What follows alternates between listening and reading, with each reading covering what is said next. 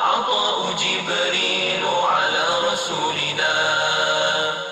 Kekalkan Al-Quran sebagai imam kita, semoga kembali di dalam petunjuknya. Kekalkan Al-Quran sebagai imam kita, semoga kembali di dalam petunjuknya. Kalamullah hidayah bagi kita, diberikan Jibril kepada Rasul kita. Kalamullah hidayah bagi kita, diberikan Jibril kepada Rasul kita. Kalam Rabbina ala nuril Mustafa. Kalam Rabbina ala nuril Mustafa. Kalam Rabbina ala nuril Mustafa. كلام ربنا على نور المصطفى.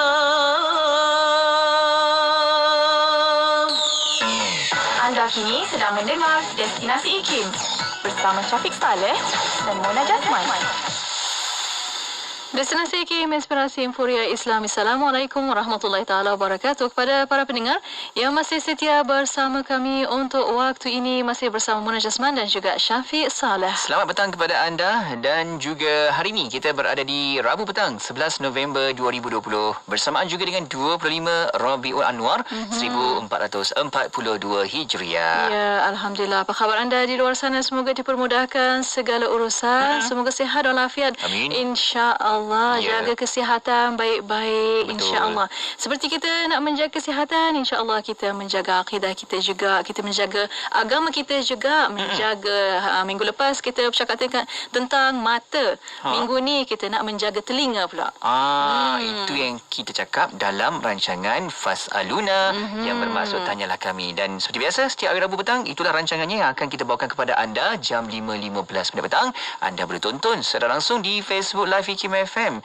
Dan dengan tetamu kita, insya-Allah kita akan bersama dengan yang berusaha Dr. Nik Roskiman Abdul Samad, Fellow Kanan Pusat Syarah IKIM. Ya, untuk para pendengar boleh hantarkan soalan anda melalui WhatsApp konti 0112900404 dan juga boleh tinggalkan soalan anda di FB Live IKIM FM. Yep. Dan juga satu cara selain FB dan juga WhatsApp, boleh hantarkan melalui email rancangan Fas'aluna fas@ikimfm.my fas@ikimfm.my. Baik, insya-Allah nah. Nantikan seketika kejap lagi je ni. Di rancangan Fas'aluna kita nak cerita macam mana nak jaga telinga kita ni. Okay? Insya-Allah. Kita sama-sama hayati kejap lagi. Terus setia bersama kami hanya di IKIM.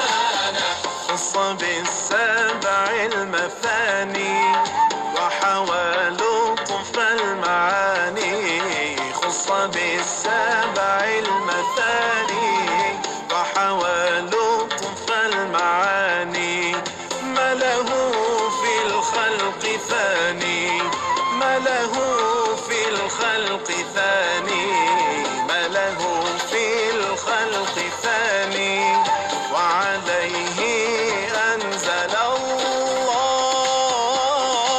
يا هنانا ظهر الدين المؤيد بظهور الهادي أحمد ظهر الدين المؤيد بظهور الهادي أحمد يا هنانا بمحمد يا هنانا بمحمد يا هنانا بمحمد ذلك الفضل من الله يا هنانا يا هنانا. Bila kita bercakap tentang manusia, kita kena ingat, kita hendaklah fokus kepada insan itu dalam aspek yang rohnya. Sebab hari ini, dalam dunia hari ini, kekalutan hari ini yang kita banyak Intisipasi agama itu adalah sesuatu yang baik. Jadi seharusnya kalaulah ada kepelbagaian pun, kepelbagaian itu harus ditangani dengan harmoni. Mengungkap persoalan kefahaman Islam dalam kehidupan. Anda mahukan lebih pencerahan? Tanyalah kami dalam Fas'aluna setiap hari Rabu jam 5.10 petang. Fas'aluna, tanyalah kami. Semestinya di IKIM, inspirasi, euforia, Islami. Bismillahirrahmanirrahim. Alhamdulillahirabbil alamin wassalatu wassalamu ala asyrafil anbiya wal mursalin sayyidina Muhammad wa ala alihi wa sahbihi ajmain. Assalamualaikum warahmatullahi taala wabarakatuh kepada para pendengar yang masih setia bersama kami di Radio Institut Kefahaman Islam Malaysia. Alhamdulillah masih bersama Destinasi IKIM pada waktu ini bersama saya Mona Jasman dan juga Syafiq Salah. Syukur. Alhamdulillah Mona. Kita berada di Rabu petang ini dan jadual kita sekarang kita menerusi rancangan Fas'aluna yang bermaksud Tanyalah Kami. Kita nak bersama lagi dengan tetamu kita. Alhamdulillah hari ini kalau selalu dapat tengok dekat skrin tapi depan kita hari ini alhamdulillah tapi masih menjaga SOP itu masih dalam di skrin juga di skrin anda. InsyaAllah pada waktu ini di studio IKIM alhamdulillah yang berusaha Dr. Nik Roskiman Abdul Samad Fellow Kanan Pusat Syarah. Assalamualaikum Doktor. Waalaikumsalam warahmatullahi wabarakatuh. Apa khabar Doktor? Alhamdulillah. Munawwar al studio. Masya-Allah. Okey, dan seperti biasa Mona, rancangan Fas'aluna anda boleh tonton secara langsung di Facebook Live IKIM FM dan jangan lupa share, juga boleh hantarkan pertanyaan persoalan di beberapa platform media sosial kita. Ya, boleh hantarkan soalan anda melalui WhatsApp konti 0112900404 dan juga boleh tinggalkan soalan anda di FB Live IKIM FM. Dan kita nak sambung lagi Mona dengan tajuk kita hari ini berkaitan dengan pendengaran kita juga hari ini. Jadi kita nak tanya dan juga tahu dengan tajuk menjaga telinga. Ya, insya-Allah untuk petang ini itu tajuknya. Untuk petang untuk Dr. Ni akan kupaskan insya-Allah pada petang ini. Tapi untuk waktu ini untuk bukan ini mukaddimah tapi soalan-soalan yang minggu lepas para pendengar tak sabar-sabar untuk nak dengar jawapan.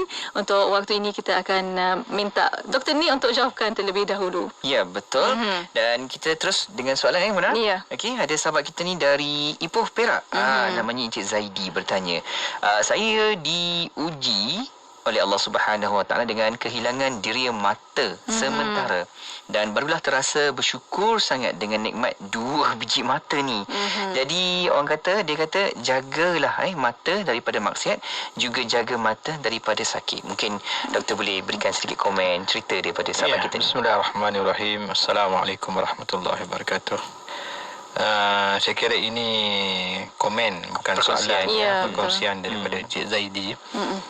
Pertama mungkin apa yang dia katakan dari mata, kehilangan deria mata sementara itu mungkin maksud dia sakit mata, saya kira untuk sementara sehingga tidak boleh melihat, mungkin itu yang dimaksudkan.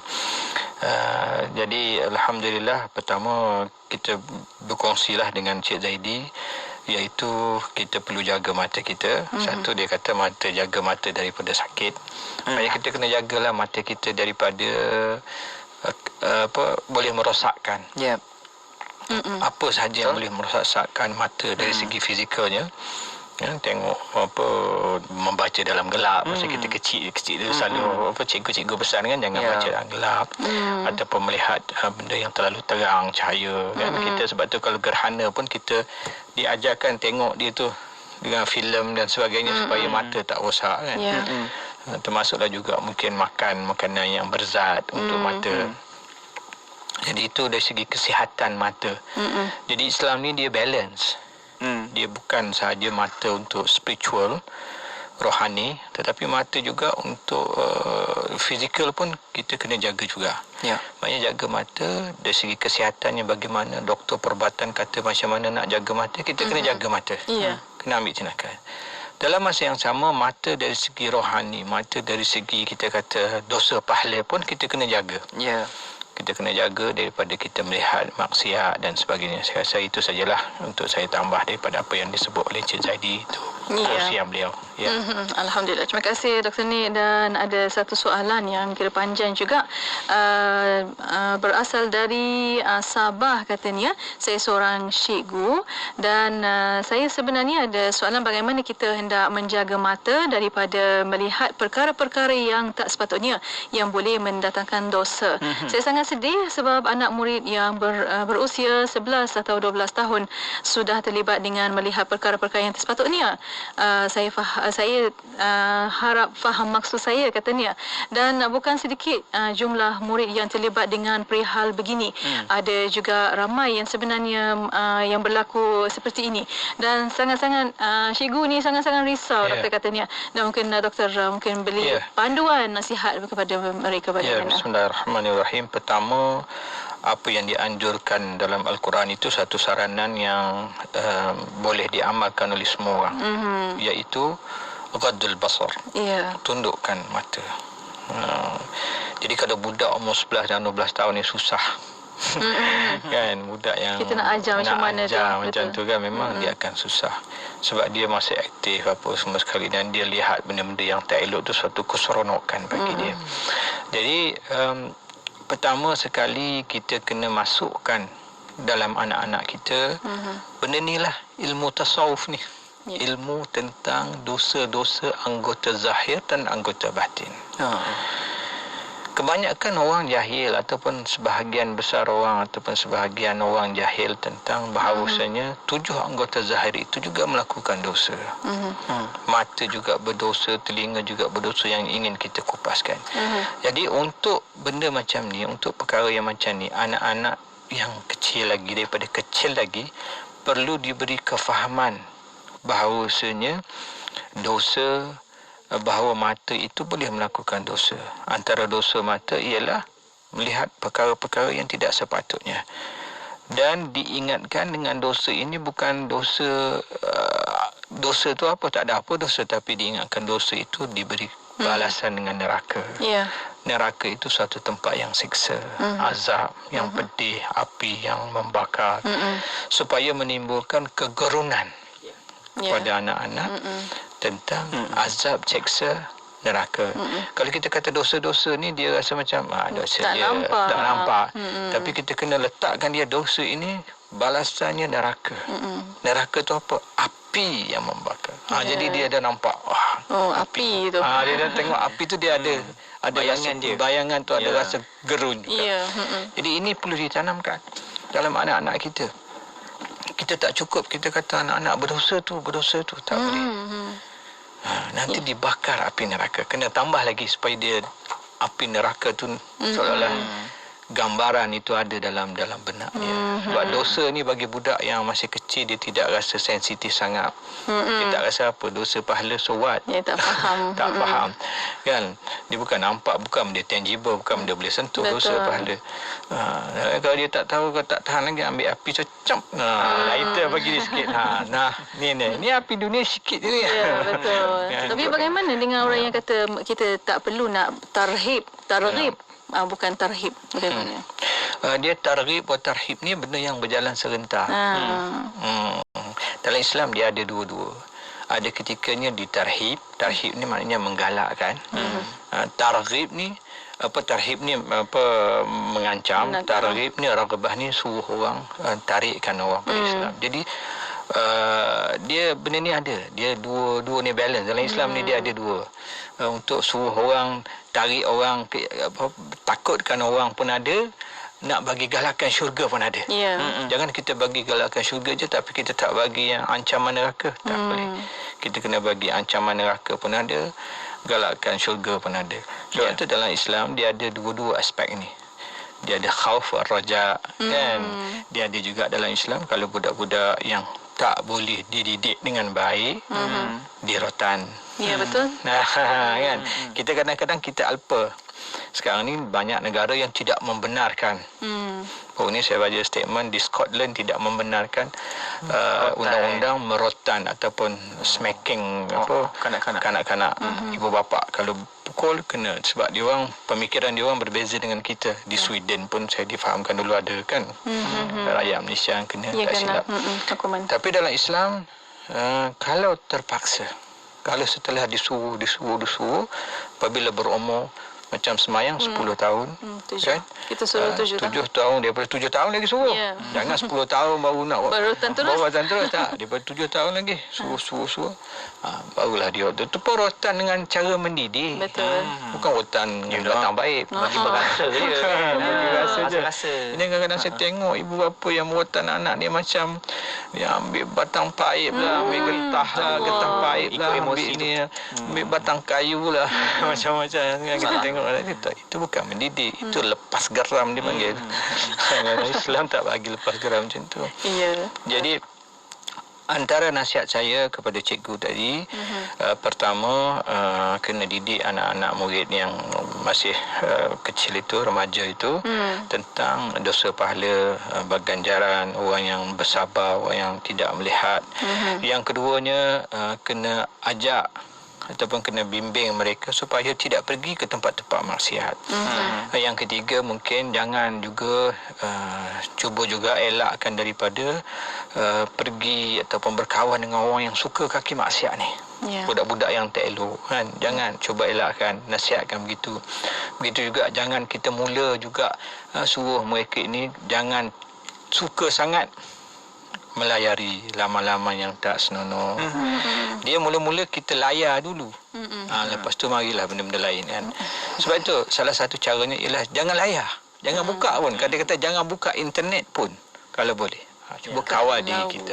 Kalau boleh. Cuba kawal diri kita kan. Jadi banyaklah cara-cara pengawalan yang perlu dibuat. Dan akhir sekali yang sudah pasti tidak dapat kita elakkan ialah kita kena bersihkan hati. Budak-budak yang sudah balik, yang sudah sampai umur pun sudah mula ada dosa, sudah dicatatkan, maka dia kena juga bersihkan hati dia daripada dosa-dosa, supaya hati yang bersih. Sebab akhirnya Mona, Syafiq dan para pendengar, yang menentukan kita nak tengok tak nak tengok tu apa? Hati kita. Hati kita yang kontrol. Kita punya kontrol CPU kita, kontrol unit kita ialah kat hati kita.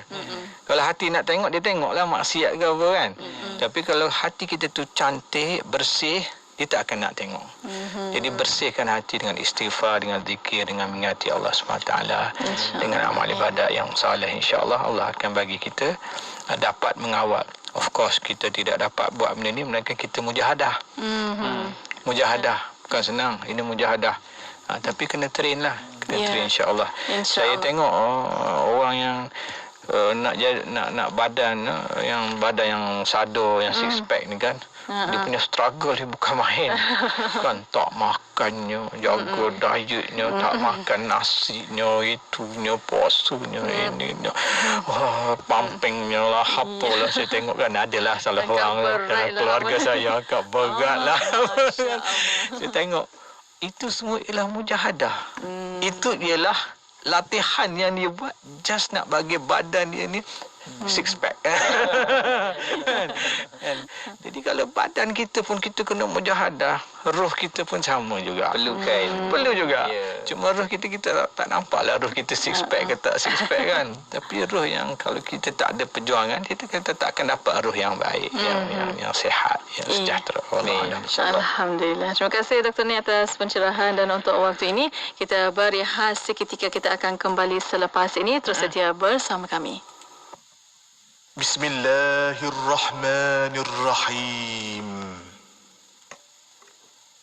الحمد لله بنعمته تتم الصالحات الحمد لله بنعمته تتم الصالحات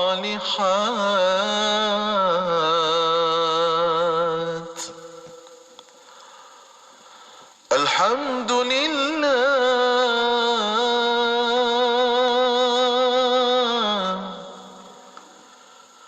بنعمته تتم الصالحات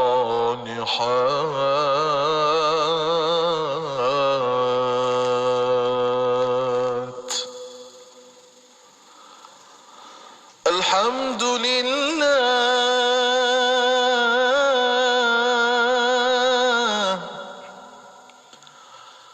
بنعمته تتم الصالحات الحمد لله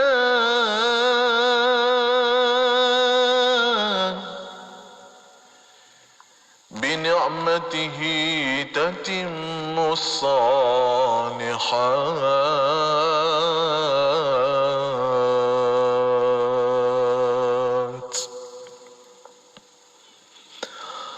الحمد لله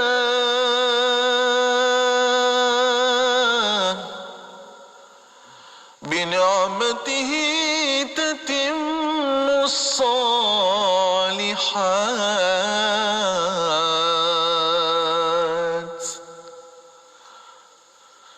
الحمد لله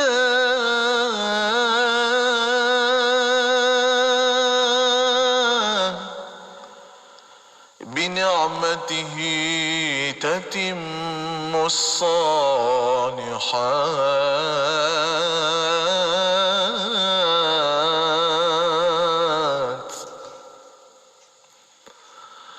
الحمد لله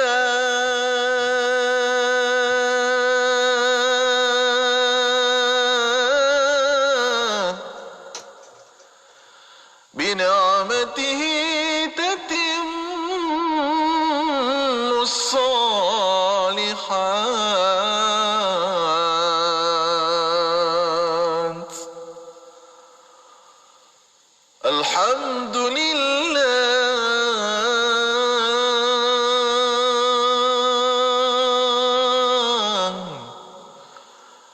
بنعمته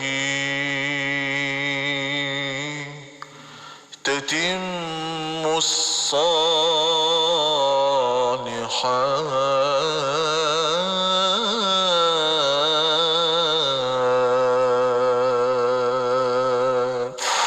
Dengarkan IKIM 106.2 FM di Johor Bahru. Inspirasi Inforia Islami.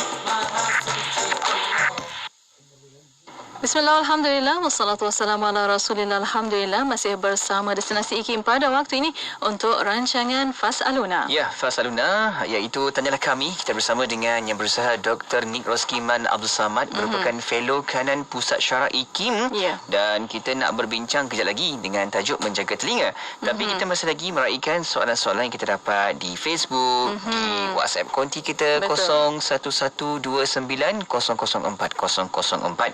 Ada sahabat kita ni bertanya, doktor, berkaitan dengan anggota yang kita bincangkan ini, yang berkaitan dengan itu bukan 7 anggota sujud ke, doktor? Tidak. Ini 7 anggota ini bukan anggota sujud. Dia tidak termasuk, bukanlah anggota sujud. Anggota sujud ni dahi, tapak tangan, kaki semua kan. Itu lain.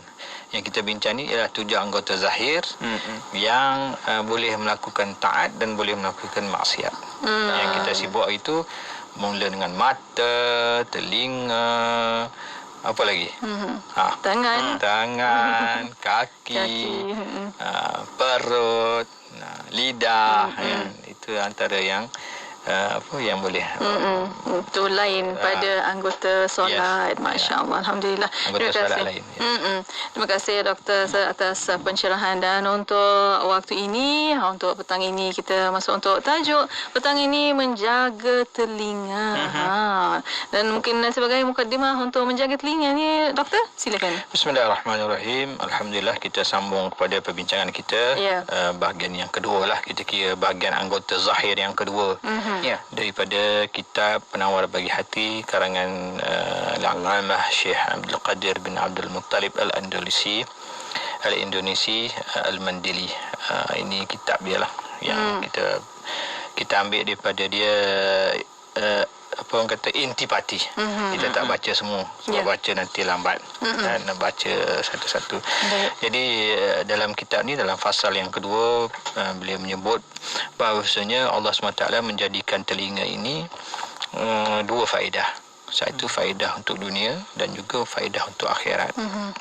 Faedah untuk dunia sudah tentulah untuk kita bersedap-sedapan dengan telinga kita. Maksudnya apa? Kita suka mendengar bunyi-bunyian. Kan? Syafiq selalu pergi ke laut ke atau masuk hutan ke. Dia duduk sebelah laut tu. Penang lah. Kan? Kalau dengar ombak tu kan sedap kan. Nak kalau petang-petang kan. Sepoi-sepoi kan. Pergi ke kalau kawasan yang ada hutan, ada pokok-pokok kan, bunyi pokok, bunyi burung-burung pagi-pagi kan. Itu semua nikmat tu. Masya Allah. Nikmat bagi orang yang Allah beri di telinga. Orang yang tak ada nikmat tu dia tak dapat merasa. Allah. Kan kita Allah Taala beri telinga, beri mata. Kita bicara baru ni mata, nikmat mata. Ni Allah Taala beri telinga, satu lagi nikmat. Boleh dengar yang sonok-sonok. Boleh dengar orang isteri kita nyanyi untuk kita kan. Kan puji-puji untuk kita, baca puisi untuk kita. Apa-apalah yang qasidah sekarang ni kan, qasidah musim Maulid ni kan, orang baca Maulid. Masya-Allah, sonok sedap kan. Jadi itu nikmat. Nikmat dari segi dunia dan dari segi akhirat Allah Taala beri. Dan satu lagi juga Allah Ta'ala beri nikmat dunia ni untuk kita mendengar lah. Mendengar orang cakap dengan kita. Cuba bayangkan kalau kita tak boleh dengar, kan susah kita nak cakap dengan orang. Kan nak kena ada isyarat, bahasa isyarat bagai. Nak belajar isyarat satu hal lah. Kan, jadi nak kena dengar. Jadi itu untuk kegunaan dunia lah kita kata. Yang Syekh sebut situ dua saja. Banyak lagi lah mungkin kegunaan lain. Dari segi akhirat ataupun kebaikan akhirat, apakah telinga ini? Ia memberi manfaat kepada kita untuk kita baca Quran. Kita boleh dengar Quran yang kita baca. Kan kita boleh dengar salah kita baca Quran, baca hadis, menuntut ilmu. Ini semua kalau orang tak ada telinga akan menyukarkan dia. Bukan tak boleh, boleh. Orang sekarang ni nak baca Quran pun boleh, nak dengar braille dan sebagainya kan. Tapi dia tak boleh lah nak melafazkan seperti mana kita lafaz. Sebab dia tak dengar. Jadi kerana itu telinga ini ada kebaikan dia, ada faedah dia untuk duniawi dan juga untuk ukhrawi. Dan Syekh Abdul Qadir menyebut di sini mana yang lebih afdal antara telinga dengan mata. Agak-agak mana? Kedua-dua ni penting, sama-sama penting. Sama-sama penting, tetapi bagi dia yang lebih afdal ialah telinga. Telinga mendengar. Deria juga tu. Deria juga. Dia kata mendengar lebih afdal daripada melihat. Kerana kebanyakan kebaikan melihat berkaitan dengan dunia dan kebanyakan mendengar pula berkaitan dengan akhirat. Dia kata kebanyakan mata ini kebaikan dia banyak kepada dunia. Sedangkan kebaikan telinga ni dia banyak kepada akhirat. Sebab tu kita dapat orang yang hafal Quran ni, dia orang buta pun ramai hafal Quran. Betul. Dia tak ada mata, tak nampak. Tapi Allah Ta'ala anugerahkan dia kekuatan telinga dia tu untuk dia dengar, simpan, ingat. Dia buta tapi dia boleh. Kadang-kadang lebih hebat. Betul. Ramai yang lebih hebat daripada hafal dengan ayat, dengan muka surat siap lagi siap boleh hafal. Jadi kerana itu kelebihan telinga itu lebih daripada kelebihan mata. Bukan kata mata tu tak penting, tidak. Semua penting kan. Tapi betul. di sini Imam menyebut kepada kita supaya kita menjaga dengan mata kita itu. Dan seterusnya beliau menyebut cara kita mensyukuri nikmat telinga ini. Apakah cara kita untuk mensyukuri nikmat telinga? Ya. Setelah kita tahu bahawasanya telinga ini suatu nikmat, dan kita juga faham bahawasanya telinga ini dia boleh jadi dosa dan dia boleh jadi pahala. Jadi kita kena jaga. Kalau kita syukur sesuatu, kita mesti kena jaga. Betul. Kalau kita tak jaga, itu tak syukur namanya.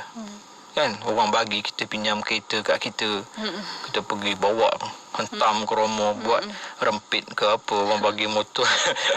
Kan, tuan pergi umrah, nah Syafiq tolong jaga motor saya ni. Dia pun malam dia merempit. Kan, tuan punyalah jaga motor dia kan, pergi ke masjid, balik masjid kan, dia boleh motor dia merempit pula kan. Kan, angkat dengan tinggi-tinggi. Tidur pula. Kadang-kadang saya serempak kat tidur. Superman. Dan itu tak mensyukuri. Orang bagi pinjam motor buat macam tu kan, itu mengkhianati. Kalau berlanggar aksiden, macam mana rosak motor orang. Itu tanda orang tak mensyukuri. Dunia pun kita tengok. Jadi begitu juga dengan akhirat. Begitu juga nikmat Allah. Allah beri kepada kita telinga untuk kita mensyukuri nikmat telinga yang Allah beri. Kita boleh guna untuk dunia dan kita boleh guna untuk akhirat. So salah satu caranya ialah dengan kita tidak melakukan maksiat. Itu je yang Allah nak. Allah bukan nak suruh kita bayar dia, sewa telinga kat kita, bayar sebulan-sebulan berapa. Kan, kalau Allah Ta'ala kata seminggu sekali Jumaat, hari Jumaat kena sedekah kat masjid, tabur masjid. Kan, RM100 sebab telinga yang aku bayar. Dah guna seminggu. Seminggu untuk letih kita nak bayar kan. Tapi Allah Ta'ala tak minta. Allah Ta'ala minta kepada kita kan, dengan telinga itu kau kena syukur, iaitu dengan kau jauhkan daripada maksiat. Maka di sini Imam menjelaskan beberapa bentuk maksiat, dosa yang Allah Ta'ala tak suka kita guna nikmat dia ni untuk kita lakukan maksiat. Jadi lepas ni kita sama insya-Allah. InsyaAllah. Alhamdulillah. Terima kasih Dr. Nik atas pencerahan, dan untuk para pendengar, kalau ada soalan boleh hantarkan soalan anda melalui WhatsApp konti 01129004 dan juga boleh tinggalkan soalan anda di FB Live Ikim FM. Pada waktu ini kita berehat seketika. Kita akan kembali selepas ini. Terus setia bersama kami. Ingat macam nak beli penapis air. Tapi harganya macam mahal sangatlah bang. Tak usah risau, sistem bayar mudah kan ada. Ya, tapi cuba abang jumlahkan semua. Kalau habis bayar sampai 7 ke 8 ribu. Habis tu nak buat macam mana? Rumah kita memerlukan penapis air. Dan kalau boleh yang ada 3 saluran tu. Air panas, sejuk dan berakali. Kini, dengan Super Oxygenated Dispenser Superfine, anda dapat membeli satu sistem penapis air dengan 3 saluran, iaitu air panas, sejuk dan berakali. Harga promosi cuma RM2499 sahaja. Termasuk penghantaran dan siap pasang. Boleh dibeli secara tunai atau ansuran. Jumlah bayaran ansuran sama harga dengan harga tunai. Bayaran deposit serendah cuma RM699 dan ansuran serendah cuma RM300 sahaja. Itu pun cuma 6 kali bayaran sahaja bang. Yang syoknya sebab ada tawaran istimewa, servis percuma yang bernilai RM600 untuk 2 tahun berturut-turut jika belian secara tunai. Syoknya bang, dengan sijil halal dari JAKIM, lulus ujian tapisan sirim, waranti 1 tahun, jimat elektrik, dan yang paling penting seisi keluarga kita dapat mengamalkan air minuman bersih, selamat dan berkualiti. Dan lagi seronok pasal ada 3 saluran untuk diminum. Air panas, air sejuk dan berakali tu. Tunggu apa lagi? Sebarang pertanyaan nak pasang, hubungi Superfine Marketing 019 224 6333 019 224 6333. Layari Facebook kami, Superfine Superfine. Cepat, jangan tunggu lagi sebelum promosi kehabisan. Dengan Superfine, suri rumah dikecualikan dari memasak air setiap hari. Bang, campur ni satu lagi berapa bang? Okey, kejap. Ni harga dia. Murahnya bang. Radio IKIM sedang mempromosikan pakej iklan promo dari Oktober sehingga Disember 2020. Beli banyak-banyak dapat murah. Wow, tempah sekarang sementara masih ada. Hubungi 012-686-9236 atau 017-345-2564. Tertakluk kepada terma dan syarat. Sentiasa bersama berkongsi info terkini. Pastinya di IKIM, Inspirasi Inforia Islami. Peningkatan kes penipuan penjualan topeng muka di laman sosial meningkat dengan mendadak dan membimbangkan. PDRM menasihatkan pembeli supaya berhati-hati ketika membuat pembelian atas talian, terutamanya pembelian topeng muka. Semak akaun bank di aplikasi Check Scammer CCID atau laman web Semak Mule sebelum membuat transaksi. Pesanan semak sebelum transaksi dibawakan oleh IKIM, Inspirasi Inforia Islami. 89.5 FM di Melaka. IKIM, Inspirasi Inforia Islami. Inspirasi Inforia Islami hanya di Radio Institut Kefahaman Islam Malaysia. Alhamdulillah masih bersama destinasi IKIM pada waktu ini untuk rancangan Fas'aluna. Betul, kita bersama dengan yang berusaha Dr. Nik Roskiman Abdul Samad, merupakan fellow kanan Pusat Syara IKIM, dan kita berbincang dengan tajuk kita pada hari ini iaitu menjaga telinga. Dan sambil-sambil itu kita tinjau di WhatsApp konti IKIM, ada juga yang berkongsikan dengan kita, Masya-Allah, katanya kalau hari ini kita menggunakan telinga ni sebenarnya adalah untuk dengar yang baik-baik. Dengar ilmu seperti petang ini. Betul. Itu yang terbaik, insya-Allah. Ya. Dan juga ada yang bertanya, ada segelintir di antara kita yang tak bersyukur dengan adanya nikmat telinga ni dan lebih suka dengarkan lagu-lagu saja, tetapi bila dengar azan berkumandang ataupun ayat Al-Quran, katanya macam sakit telinga. Adakah orang masih ada seperti ini, doktor? Wallahualam. Contoh yang dibagi tu kan. Tak apa, kita jangan tengok orang. Kita tengok kita macam mana. Jaga diri kita. Kita jaga kita. Kita jaga kita ni bukan untuk COVID je.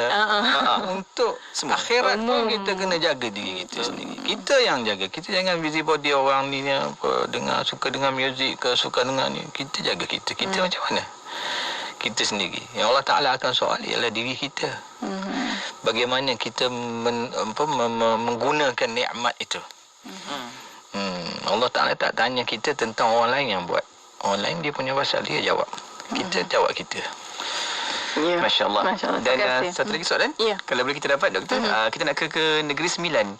Ada yang bertanya, doktor, macam Noh nak lari daripada grup yang mula membawang ni, ni sebab mata telinga dia semua mendengar kan. Dia yang tak baik orang tengah bincang dalam grup tu. Sebab telinga tak boleh tutup. Mata boleh tutup, mulut boleh tutup. Telinga nak tutup macam mana? Kita tak masuk lagi bab ni, bab membawang. Okay, kita masuk dulu. Nanti lepas ni kita jawab soalan. Silakan. Okay, InsyaAllah. Untuk ini, untuk maksiat. Bagaimana kita nak mengelakkan maksiat dan menjaga dari maksiat telinga ni, doktor? Baik, pertama, maksiat yang kita dilarang daripada kita mendengar. Mendengar ni maknanya kita dengar, bukan kita yang buat. Satunya, pertama, mengumpat. Bukan kita mengumpat, orang mengumpat. Tapi kita duduk dengar. Terdengar pun tak boleh. Kalau kita duduk dalam majlis yang orang mengumpat, kita cepat-cepat lari. Majlis yang orang membawang tak jelah. kan ini telinga kita cakap ni kan. Ini bukan kita cakap dalam konteks WhatsApp ke apa tadi kan. Jadi ini kalau dalam konteks kita duduk dalam majlis orang membawang, mengumpat orang lain, maka kita kena cepat lari. Itu cara yang dianjurkan. Benda yang maksiat ni maksudnya mengumpat ini, kalau kita kata mengumpat ini ataupun ribah ni, mengumpat ini, orang kata dia betul kan, selalu kita dengar kan, ini kita cakap ni betul, memang dia kedekut. Memang dia kedekut. Tak mengumpat pun. Itu memang hakikat, semua orang tahu. Kat IKIM ni semua orang tahu. Contoh kan. Ataupun kat kampung orang tahu dia. Tapi itu dikira mengumpat. Sebab Nabi kata mengumpat ini bukan benda yang tak betul. Benda yang betul. Tapi kalau dia dengar, dia marah. Kalau dia dengar, dia marah. Bayangkan dia ada kat sini, kita cakap benda tu. Jadi kita nak tahu mengumpat ini boleh, benda yang kita cakap tu boleh ke tidak. Kita bayangkan masa kita bercakap itu, Dia ada dekat sebelah tabir. Kan? So dia depan mata kita. Dia duduk sebelah tabir dulu. Kita bayangkan kita bercakap mengumpat cara pasal dia ni, dia duduk sebelah tabir. Lepas habis kita mengumpat tu, kita buka tabir. Tengok dia marah ke tak, agak-agak. Habislah kita umpat, tengok dia buka dia. Seolah-olah begitu. Macam mana? Kalau dia ada depan mata, mungkin kita tak cakap. Ni dia ada tabir dulu. Kan, bayangkan dia duduk sebelah tabir, kita cakap benda tu, tiba-tiba kita buka tabir tu. Adakah dia marah ataupun dia senyum je? Kita tahu dia belakang tabir. Kita tak tahu. Kita tak tahu. Kita tak tahu dia belakang tabir tu. Kita tak tahu. Tapi tiba-tiba masa kita cakap-cakap tu, buka. Lepas itu dia buka tabir. Dan dia dengar A to Z yang kita hentam dia, kita kata-kata macam-macam kat dia. Bayangkan apa perasaan dia. Kalau dia pada masa itu dia akan marah, maka maknanya kita cakap tu benda yang mengumpat. Kan? Kalau dia tak marah, dia senyum, mungkin benda tu tak dikira mengumpat. Macam tu. Ada contohnya, biasa dalam kitab disebutlah, contohnya gelaran-gelaran yang diberi. Kan? Gelaran-gelaran yang diberi, kalau dalam keadaan biasa mungkin boleh dikira macam mengumpat. Tetapi sebab gelaran tu dah famous. Macam mak keling, mak hitam. Contoh kan. Kita bagi gelaran. Bagi para ulama kata kalau gelaran itu kita beri dan dia pun terima gelaran itu. Kan, si pendek apa benda pendek ke, mak pendek ke apa benda ke. Dan dia terima gelaran itu sebagai satu gelaran yang dia pun tak kisah orang panggil macam tu. Dia pun dah lali dah. Dan dia tidak menganggap itu sebagai satu penghinaan, tidak menganggap itu sebagai menghina dia, merendahkan dia. Dia tu mungkin boleh dimaafkan, kan? Kadang-kadang ada kan kita kan nama-nama yang sinonim dengan gelaran-gelaran tertentu kan. Tapi kalau dia tak suka, maka kita tak boleh. Kalau kita tak suka, panggil aku macam tu, aku tak suka, tak boleh. Itu dikira mengumpat. Benda yang dia tak suka Islam. Maknanya Islam ni begitu sekali menjaga hati perasaan orang. Kan? Walaupun hakikatnya dalam diri dia memang ada. Memang dalam diri dia ada benda macam tu. Jadi satu, kita dah kesuntukan masa, kita ringkas kat sini. Maksiat yang berupa mengumpat, ghibah. Satu lagi, mengadu domba. Mengadu domba ni maksudnya kita melaga-lagakan orang. Namimah. Melaga-lagakan orang. Kita dengar orang melagakan orang melagakan orang. Ni dia ni.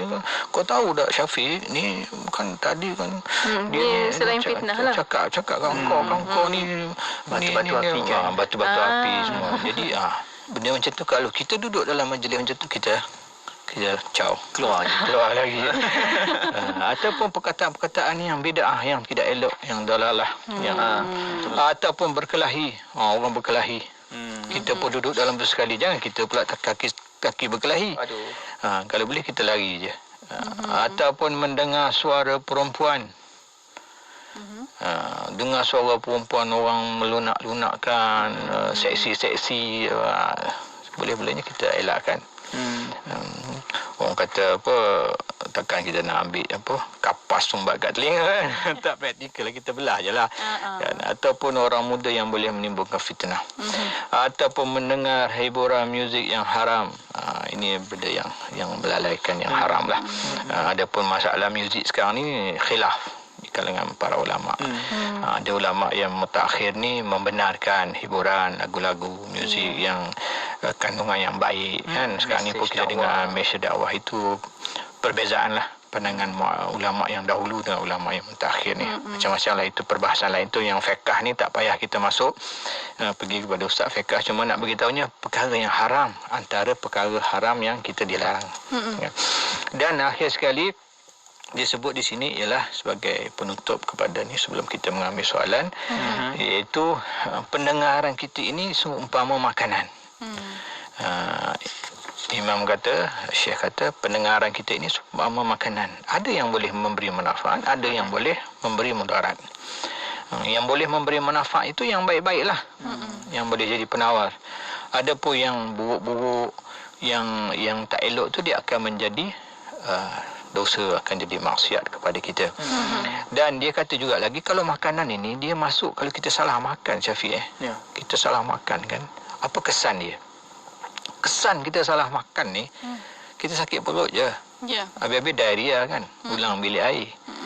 Lama-lama sehari, 2 hari, 3 hari, kalau makan ubat hilang lah, habislah kan. Tapi dia kata, kata-kata orang ni yang kita dengar, dia boleh berkekalan seumur hidup, betul tak? Sekali kita kena marah kat orang, sekali kita kena tengking kat orang, bos tengking, Syafiq kan, Syafiq kenapa azan lambat tu? Pengalaman ni pengalaman kat radio kan. Sekali bos marah, bos tengking kita, bos marah kita, teringat sampai bila-bila, teringat sampai mati kan. Betul tak? Sebab itu benda yang kita cakap ni, kita kena beringat. Dan benda yang kita dengar tu juga kita kena ingat. Sebab dia tak akan hilang. Kesan dia lebih daripada makan. Makan hilang.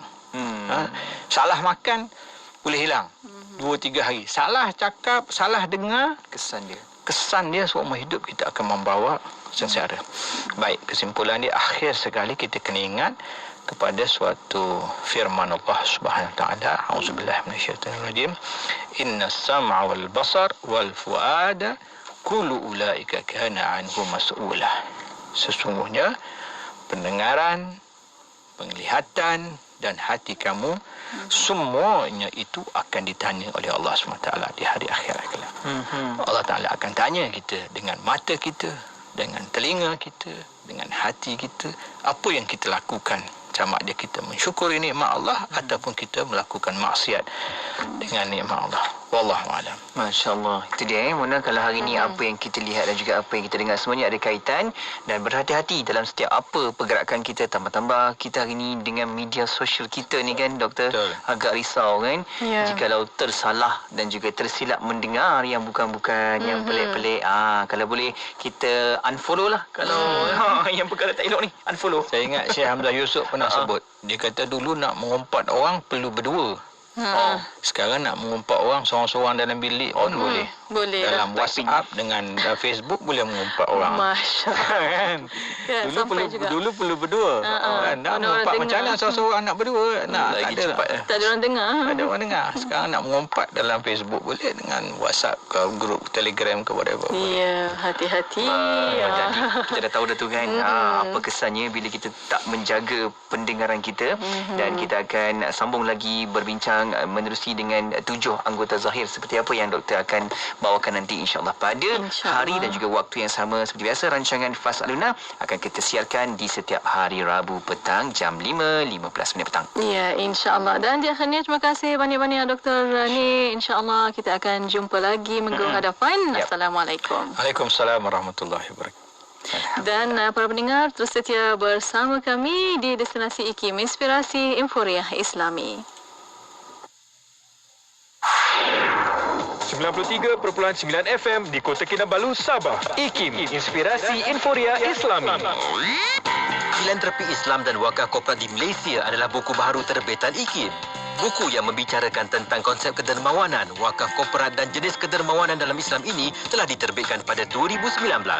Buku yang banyak mengupas tentang konsep wakaf korporat ini sesuai bagi mereka yang sudah menceburi bidang ini seperti tokoh korporat, ahli-ahli akademik seperti pensyarah, pelajar-pelajar institusi dan kepada mereka yang berminat dalam menambah pengetahuan tentang wakaf korporat ini. Layari laman web kami www.ikimniaga.my atau hubungi Unit Pembangunan Ekonomi dan Pemasaran di talian 03 6204 6389 atau 388 untuk mendapatkan buku ini segera. Kehidupan Rasulullah SAW umpama mata air jernih yang tidak pernah keruh dan kering. Ia sentiasa sedia menawarkan air bagi yang kehausan. Tiada manusia yang lebih baik dari Rasulullah SAW. Baginda adalah teladan terbaik buat seluruh umat. Dalam apa jua keadaan, baginda sentiasa sedia membimbing dengan penuh kasih sayang. Pernah seorang Arab Badawi yang tidak tahu tentang hukum dan adab telah membuang air kecil di dalam masjid. Tindakan orang tersebut membuatkan para sahabat yang melihatnya merasa marah. Mereka menegur Badawi tersebut dengan keras sekali. menyuruh lelaki itu menghentikan perbuatannya itu. Rasulullah SAW dengan tenang bersabda kepada para sahabat yang sedang marah kepada orang itu, biarkan dia. Mendengar sabdaan tersebut, para sahabat pun membiarkan Badawi itu sampai selesai hajatnya. Setelah itu, Rasulullah SAW memanggilnya dan bersabda, sesungguhnya masjid ini tidak boleh terkena air kencing ataupun kotoran lain sedikit pun. Sesungguhnya ia digunakan untuk mengingati Allah, salat dan membaca Al-Quran. Setelah itu Rasulullah SAW meminta seorang sahabat membawakan sebaldi air. Kemudian baginda menyiramkan air tersebut ke tempat yang terkena kotoran itu. Begitulah indahnya akhlak dan kasih sayang Rasulullah SAW terhadap orang yang tidak tahu. Walaupun baginda adalah seorang yang paling mencintai masjid dan menjaga kesucian masjid, baginda tidak menunjukkan sikap amarah kepada orang itu, tidak mengusirnya, tidak berkata kasar kepadanya, kerana dia seorang yang tidak tahu. Badawi itu disantuni dengan nasihat dan layanan yang baik. Baginda juga menjelaskan kenapa perbuatan itu tidak dibenarkan hingga orang itu memperolehi ilmu yang dia patut tahu. Santunilah mereka yang tidak tahu, kerana mereka perlukan orang berilmu yang menegur dengan hikmah.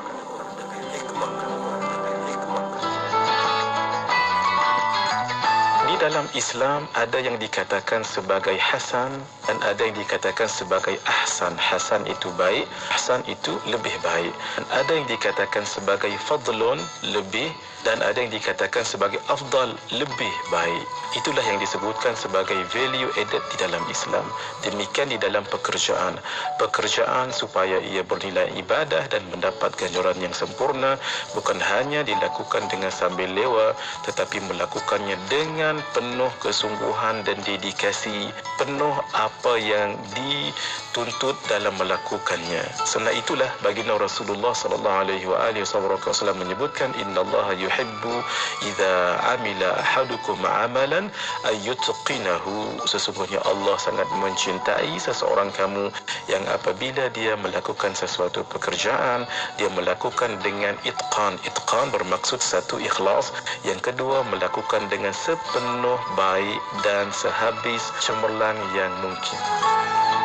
Bicara bermanfaat pelbagai segmen, rancangan dakwah setiap hari, lagu-lagu Islami sepanjang masa. Dengarkan di IKIM, Inspirasi Inforia Islami. Bismillahirrahmanirrahim. Hasbi Allah, la ilaha illahu, alaihi tawakkaltu, wa huwa rabbul arshil azim. Hasbi Allah, la ilaha illahu, alaihi tawakkaltu, wa huwa rabbul arshil azim, wa huwa rabbul arshil azim. Hasbi Allah, la ilaha illahu, alaihi tawakkaltu, wa huwa rabbul arshil azim, wa huwa rabbul arshil azim. Hasbi Allah, la ilaha illahu, alaihi tawakkaltu, wa huwa rabbul arshil azim, wa huwa rabbul arshil azim. Hasbi Allah, la ilaha illahu, alaihi tawakkaltu, wa huwa rabbul arshil azim, wa huwa rabbul arshil azim. Hasbi Allah, la ilaha illahu, alaihi tawakkaltu, wa huwa rabbul arshil azim, wa huwa rabbul arshil azim. Hiburan Kesan mendidik jiwa hanya yang terbaik di IKIM, Inspirasi Emporia Islami. Pengumuman azan maghrib ini dibawakan kepada anda oleh Muslim Care Malaysia.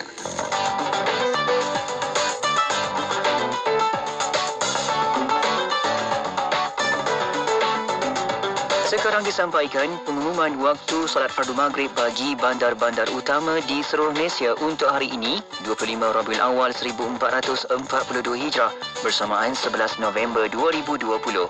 Kangar 6.59 petang, Alor-Star 7 malam, Pulau Pinang 7.1 malam, Ipoh 6.59 petang, Kuala Lumpur, Putrajaya, Shah Alam dan Seremban 6.58 petang, Bandar Melaka 6.57, Johor Bahru 6.52, Kuantan 6.53, Kota Terengganu 6.49, Kota Baru 6.52, Miri 6.8, Kuching 6.27, Lahad Datu 5.49, Tawau 5.53, Kota Kinabalu 5.59 petang. Pengumuman azan maghrib itu tadi dibawakan kepada anda oleh Muslim Care Malaysia. Adik, tidur ya? Pejam mata tu. Adik nak kira bintang-bintang kat langit tu. Cerah malam ni kan, Bu? InsyaAllah, tak hujan malam ni. Rumah mereka sekadar berbumbungkan atap zinc bocor yang menanti roboh, berlantaikan tanah dan kayu reput, berdindingkan papan dan kanvas yang sekadarnya menjadi teratak seisi keluarga untuk berlindung sehari-hari. Muslim Care Malaysia Society ingin mengajak para pendengar radio IKIM bersama membantu merealisasikan impian mereka bagi memiliki sebuah rumah yang selesa dan selamat untuk membesar dan mendidik anak-anak dalam projek Home to Live. Sumbangan boleh disalurkan ke akaun Maybank Muslim Care Malaysia 5644-9041-3882. Layari www.muslimcaremalaysia.my atau hubungi 011-500-500 35. Muslim Care Malaysia Society, bantuan kemanusiaan merentasi sempadan. Tidak kira di mana jua, kami sentiasa bersama anda. IKIM, Inspirasi Emporia Islami. Berita dalam negeri ini dibawakan oleh Telekong Siti Hadijah. Dah tawan hati yang tersayang? Hadiahkan Telekong SK kepada yang tersayang. Kunjungi butik SK atau layari sitihadijah.com. Siti Hadijah, lambang cinta abadi.